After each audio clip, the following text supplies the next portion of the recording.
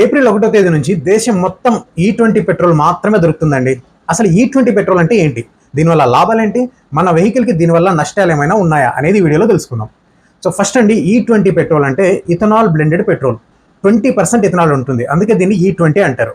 So ఇథనాల్‌ని చెరుకు నుంచి, మొక్కజొన్న నుంచి ఇలాంటి పంటల నుంచి తీస్తారండి. సో మరి ఇప్పుడు E20 పెట్రోల్ వల్ల లాభాలు ఏంటి అని చూస్తే, సో ప్రస్తుతం ఉన్న ఇరాన్ వార్ సిచ్యువేషన్లో మనకు ఆయిల్ ఇంపోర్ట్ చేసుకోవాల్సిన అవసరాన్ని ఇది కొంతమేరకు తగ్గిస్తుంది. రెండో లాభం ఏంటంటే ఇథనాల్ వల్ల పొల్యూషన్ తగ్గుతుంది. మూడవది, ఇథనాల్ డిమాండ్ పెరుగుతుంది కాబట్టి చెరుకు రైతులు, మొక్కజొన్న రైతులకు ఆదాయం పెరుగుతుంది. సో ఇవి దీనివల్ల లాభాలు. మరి నష్టాలు కూడా ఉన్నాయండి. ఆ నష్టాలు ఏంటి అని చూస్తే 2023 కంటే ముందు కొన్న వెహికల్స్ E20 కంపాటబుల్ కాకపోవచ్చు. ఆ వెహికల్స్లో మైలేజ్ తగ్గిపోతుందండి. 3 to 7% మైలేజ్ అయితే తగ్గుతుంది. అంతేకాదు వెహికల్లో plastic and rubber parts damage అయ్యే అవకాశం కూడా ఉంది. 2023 తర్వాత వెహికల్ కానీ కొని ఉంటే అవి E20 కంపాటబుల్ కాబట్టి వాటికి పెద్ద ప్రాబ్లం అయితే రాదు.